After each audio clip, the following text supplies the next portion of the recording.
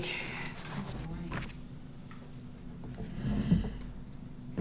This morning I'm going to be talking about life's experiences.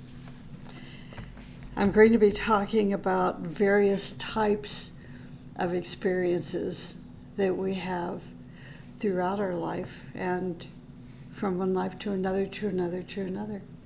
It's very interesting, as I was putting this particular talk together, it gives me this amazing opportunity to look at my own life, whatever the theme is about. It starts with, am I practicing this? Am I observant? How does this relate to that?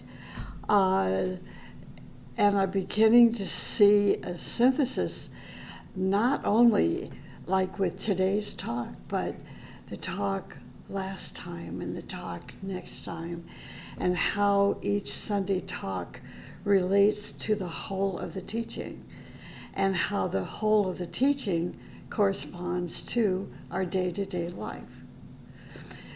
This is what synthesis is that we can see the unanimity, the unity, the synchronicity, the synthesis of the whole with, or to say the parts with the whole.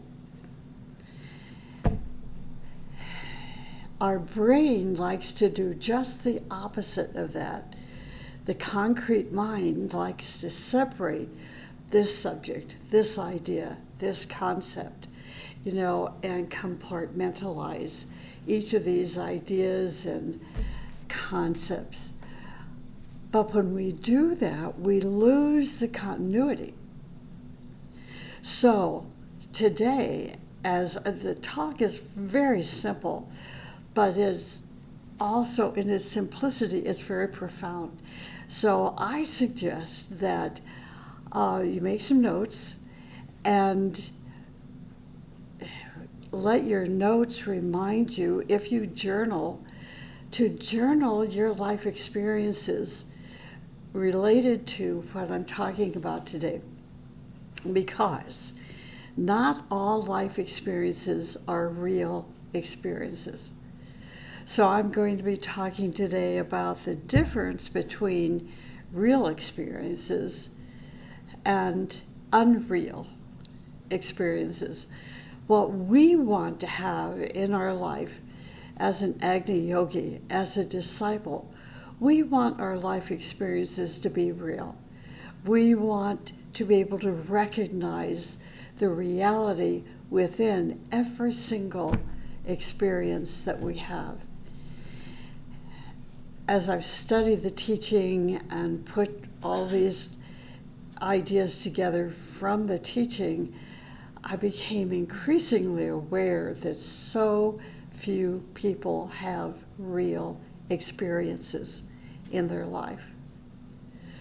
So let us not be one of those people. Let us be a disciple that recognizes that each experience, even if it starts out as an unplanned experience, ultimately, through our logic, through our thinking, through our reasoning, will ultimately be part of a real experience. The ageless wisdom comes from real life experiences. That's a profound statement for intellectuals. Intellectuals will not identify the ageless wisdom with real life experiences. They'll see the ageless wisdom as the perennial wisdom that's come from out there. But it is the experience of the transmitter of the plan of the ageless wisdom that puts it into an experience. And what's so beautiful is that these experiences are based on, what can I say? Let's say the principles and values of life, the principles and values of life. And those causes, principles, and values are not only outside, they're universal principles, universal values. They're also part of our inner life. And we want to bring the two of them together, or the three of them together, the outer and the inner. So the ageless wisdom comes from real life experiences, experiences that reveal the cause and the meaning and the purpose. The cause, the meaning, and the purpose. But typically, people do not sit and search for the meaning of their experiences. For most people, all sensations or recordings of the five senses are what they call experiences. But experience is something more than registration of our senses. Experience means coming face to face with reality on the level where you are. It means coming face to face with reality on the level where you are. Experience means, this is an important point, experience means understanding the cause.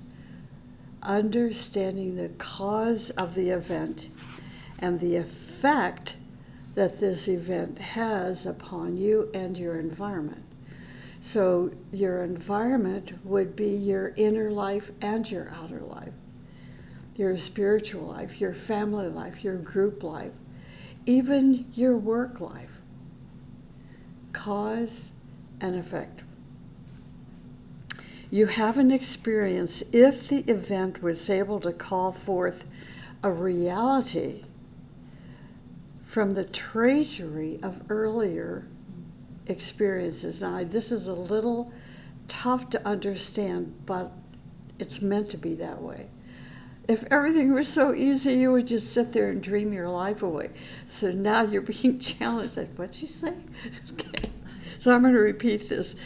You have an experience if the event was able to call forth a reality from the treasury of earlier experiences or ideas, or maybe even the buried vision. Higher experiences. This is important as well, because we can have day-to-day experiences, but in our discipleship and traveling this path of discipleship, our goal is to have higher experiences, right? So once we begin to understand and recognize meaning the cause of the effects of our experiences, then we begin to, it's like a portal opens up in our consciousness, and now we can begin to relate to what a higher experience is all about. Higher experiences are collaborations or experiences in the past and present with the inner presence or higher teacher. Higher experiences are collaboration or experiences in the past and present with the inner presence or with the capital T teacher, the higher teacher. Higher experiences are guided experiences within us that do not have interpretations. All of this will come together. When a new experience evokes and translates them, the experience translates them. We don't interpret. The experience is translated. Now the event becomes a true experience. And thus the inner and outer experience coincides. Some experiences awaken a long-lost memory. A memory that is a past experience. Now remember, I'm talking about real experiences here. a memory that is a real past experience, and a memory that fuses with the new experience to become a source of wisdom. Anything you want to do can become an experience by observing everything you do in detail. So that's a hint, that's a clue. That's like we hear these phrases: concentration, meditation, and contemplation. Most people negate concentration. Most people use the word contemplation, not knowing at all what it means, and they talk and believe that everything has to do with meditation. So the point here is observation.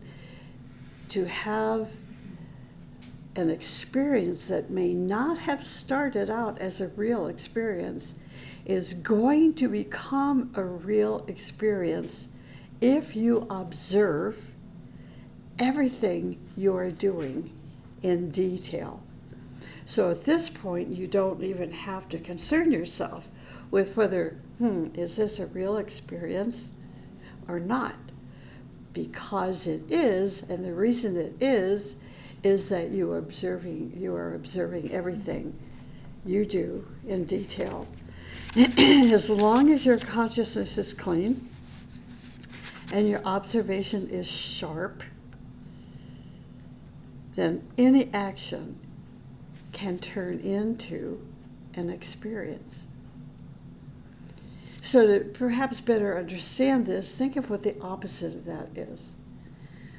You're engaged in an action that you were totally unconscious about. You're behaving mechanically. You're speaking and behaving like an automaton. And you can see this in people when you're engaged in a conversation with them. They're speaking mechanically. They're not thinking about what they're saying. They're not thinking about the cause of what they're saying. They're not thinking about the effect that what they're saying has upon those that are listening or communicating with them, right? They're just not there. So that's the opposite of having a clean consciousness and a sharp observation.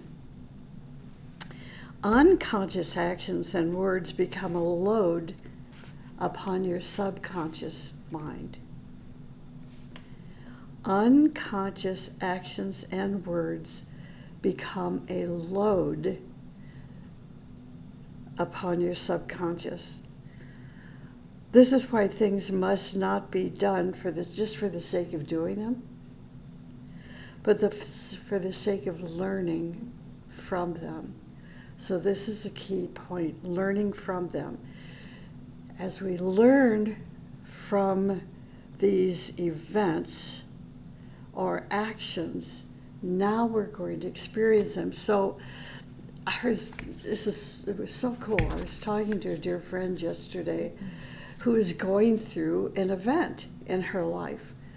And she said, I keep trying to figure out, what am I supposed to learn from this experience? That means she's on the right road. She's not, as I was saying at the beginning of the talk this morning, that most people record their events through their sensations, through their five senses. She's not doing that. She's stopping, saying, what am I supposed to learn from this?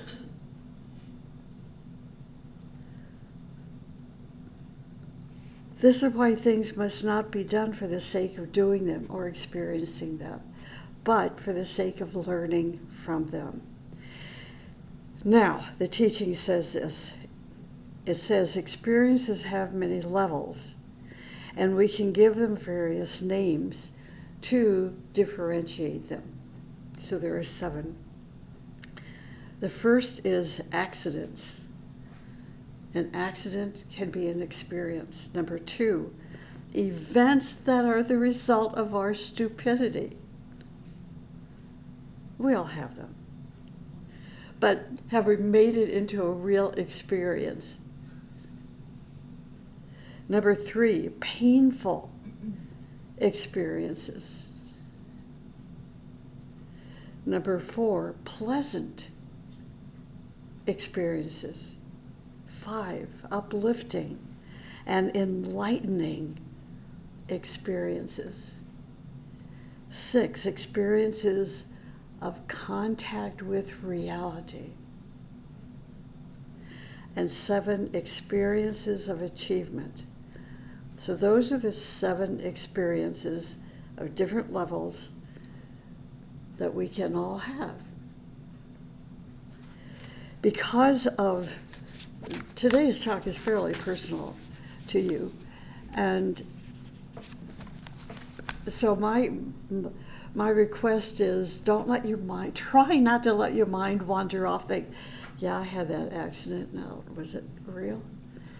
What did I learn from it? Meanwhile, I'm 3 pages down the street, right?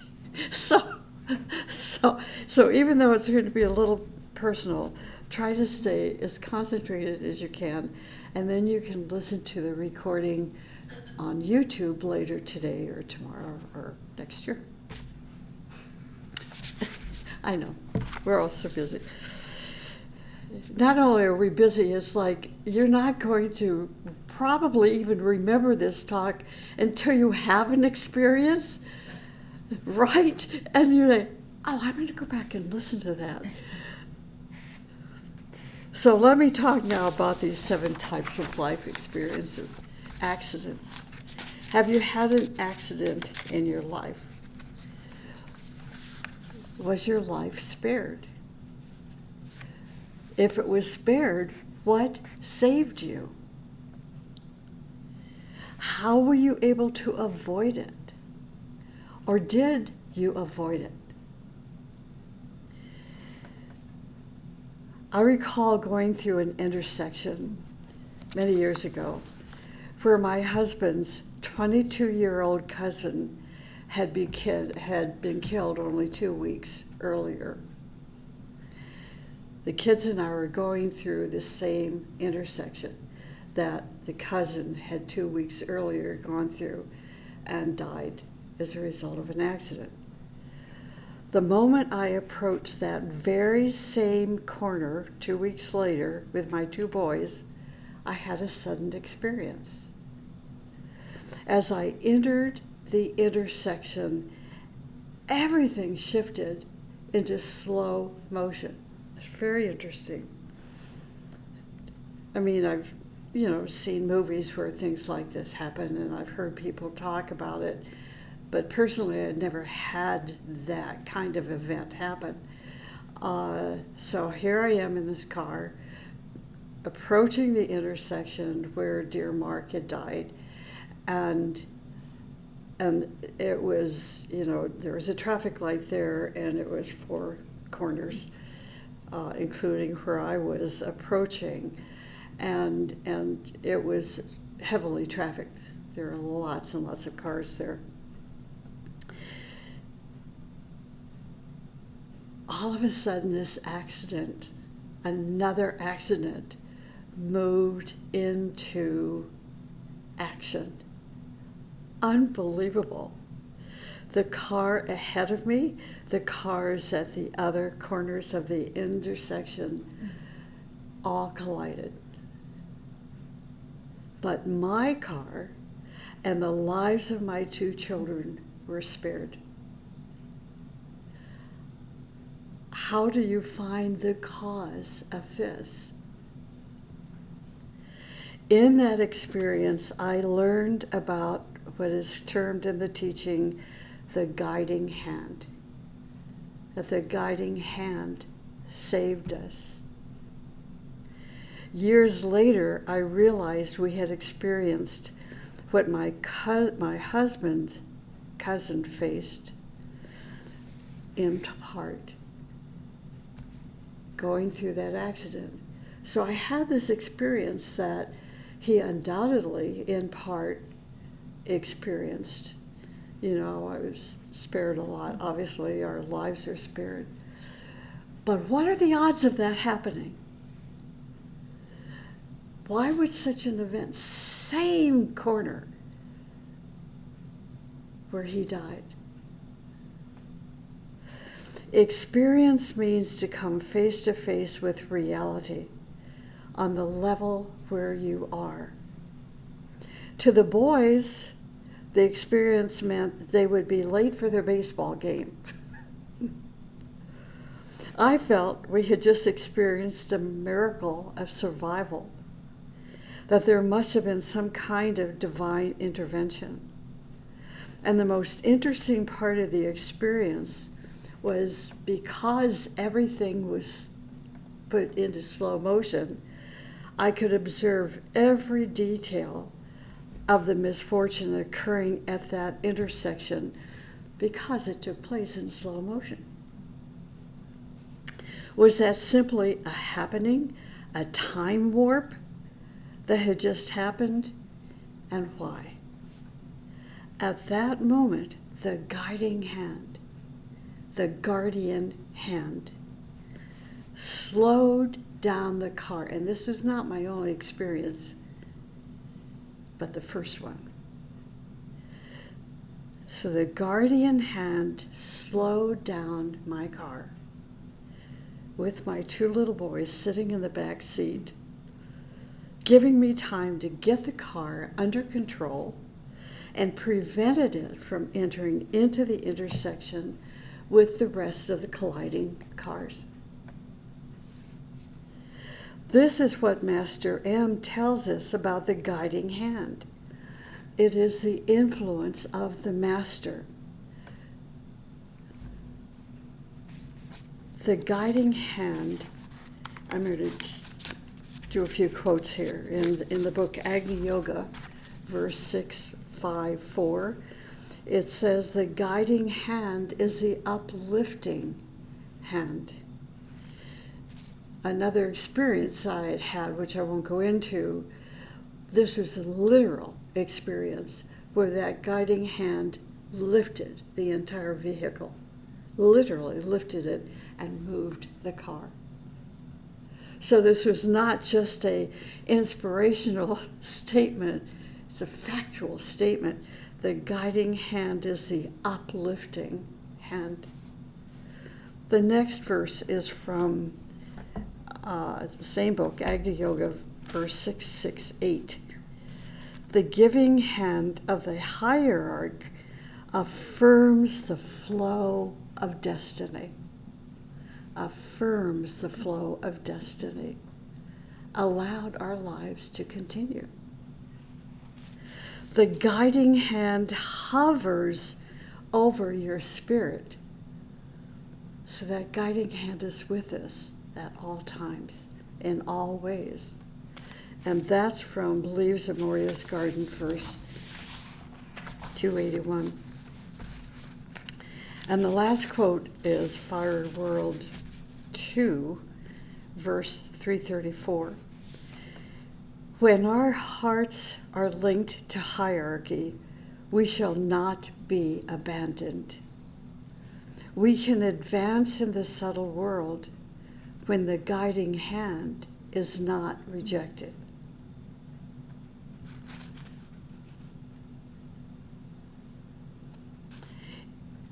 Experience means understanding the course or the cause. Experience means understanding the cause of the event and the effect the event has or had on you and your environment. In accidents, we experience pain and suffering and loss, but we may also experience that we were not alert or we were not prepared to avoid the accident. Often we do not even think about what we learned from that experience. Often a potentially great event that can be an experience is not even registered as such because of its sudden nature. Instantaneous death due to an accident is such an example. This cannot be an experience because a person does not have time to understand the event and see the causes and effects. People who have a sudden death or remain in a coma need someone to awaken them and help them realize that they are dead so that they can proceed on their subjective journey. Some people, however, may not want to move on, but want to incarnate, come back in quickly, once again. As long as our consciousness is clean and our observation is sharp, any action can turn into an experience. Like I said, higher experiences can be hidden experiences within us which do not necessarily have interpretations. However, when a new experience evokes a higher experience, they become true experiences. In other words, we have a new experience. That new experience is translated, and maybe some Sunday I'll talk about how this is translated, but most essentially we can understand a new experience which reflects an old experience can be translated through sharp observation. This is true when a person takes a spiritual initiation. Initially, the experience occurred within, but the two coincided as the outer initiation took place, and the inner and outer experiences were recognized. We are all traveling the path of transformation, an upward spiraling spiritual path. As we travel this path, we strive to increase our consciousness and to stay alert, to be aware, to be observant, to be alert to all that we do, say, and think. This is not easy. I understand that. Oftentimes we're just tired. We're busy, we're exhausted, we've been out in the garden pulling weeds, and we're just thinking, I hope I get this done, I'm tired, I want to go to bed. So I get that, but during the majority of our day, we want to be observant and alert to all that we do and say and think. Unconscious actions and words become a load upon our subconscious. This is why things must not be done for the sake of doing them, but like I said, from the sake of learning from them, of experiencing them. So that's number one. 2, events which are a result of our stupidity. Events caused by our stupidity are consequences where we experience the result or the consequence of our stupidity. For example, you don't look where you are going and you fall down the stairs. You're not the only one. Or over a curb. Or you fall out of the bathtub. I've done that. It was painful. You immediately experience the consequence of your stupidity. This experience is called an unconscious event. 3, painful experiences. Painful experiences occur when we lose a dear friend or a relative, or when we are involved with a friend who is full of ego and vanity and the spirit of condemnation. Some people want to have dangerous experiences. We would prefer experiences that are not harmful, but experiences that increase the wisdom we need to help others. We must remember that we have had experiences while we were in the lower kingdom, which are still present in our permanent atoms. We have had experiences in the animal kingdom of devouring each other. We have had thousands of experiences in our lives that were too horrible to mention here. Sincere travelers on the path of transformation create experiences that are not harmful to themselves and others. They increase their wisdom and expand their consciousness so that they are eventually ready to serve the inner and outer needs of those in pain. As long as human beings live in self-interest, exploitation, and separateness, painful events will continue in one form or another, and we will not have real experiences. Number 4, pleasant experiences occur when our needs are met. A lost object, or maybe a long-lost friend is found, or when we enjoy nature and other things. Average people who are unconscious float on the surface, and every event for them is an experience. Every event. It's not real. Whether it is pleasant or unpleasant, it's just an experience, but not a real experience.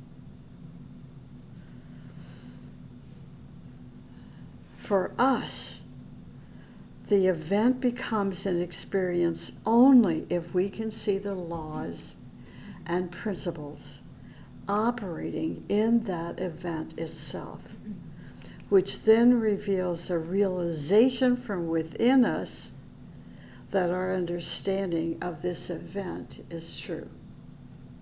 Number 5, uplifting and enlightening experiences. When we assimilate the energy and light and revelation that's hidden in the experience, and then we transform ourselves, the event becomes uplifting and enlightening. Oh, there's so much I'd like to say, but I can't because of the clock. So I won't. There are subjective and objective experiences. For example, subjective experiences are out-of-body experiences, not because of drugs or doing pot or this and that.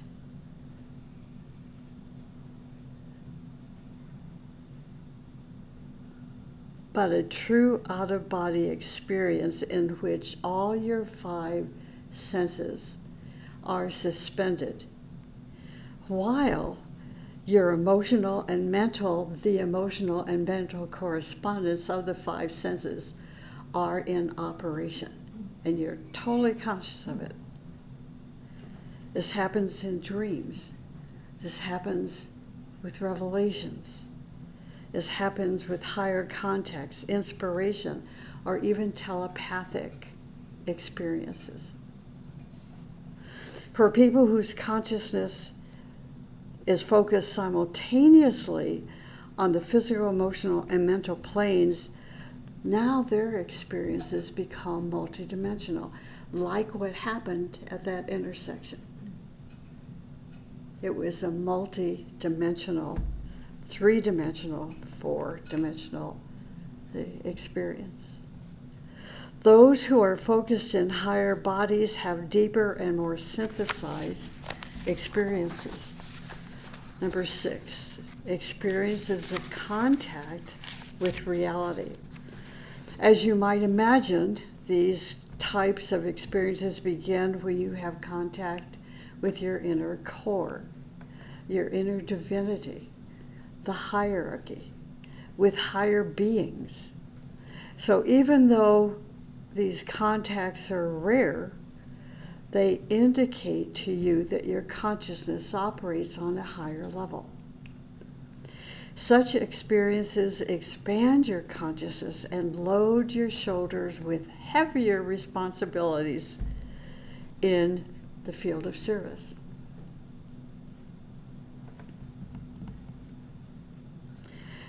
Those with such experiences know 3 very dangerous entities destroy any kind of service, which is ego and vanity and condemnation. Ego ties a person to their lower self.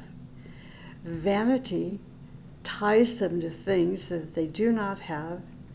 And condemnation ties them to the trash of other people.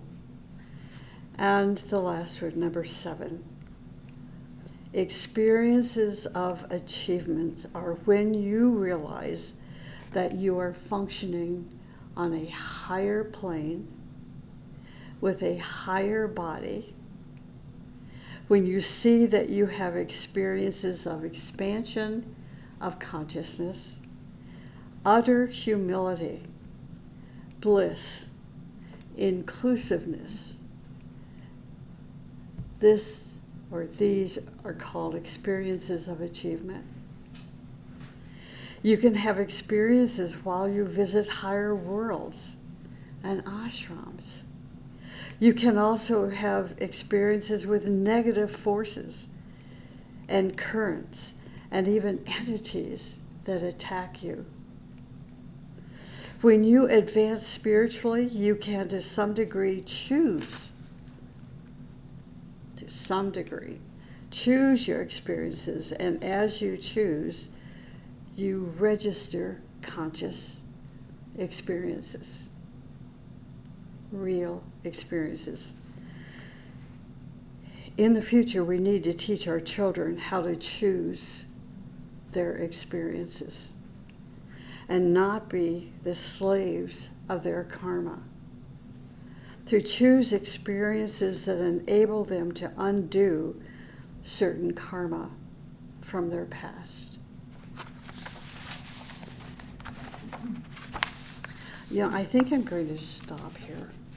I have a couple of more ideas to talk about, but I'll save them till later. Leave you wanting more. Isn't that cool? No. It is. Because we're going to think about this. Anyway, thank you for listening to me this morning. It's like I said, it's a very powerful subject, but simple.